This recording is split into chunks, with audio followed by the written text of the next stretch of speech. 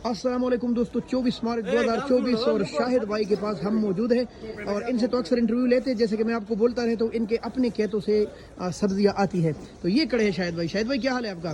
माशाल्लाह मज़दा पूरा। अच्छा, क्या क्या चीज़ें हैं अब? ये करेला है जी, करेला मौसम का। अच्छा, मेलसी का। जी जी। और कीरा है, खीरा है, तोरी है। दो चीज़ें तो काफ़ी महंगी है जी जी। और खीरा सस्ता। क्या रेट है आज?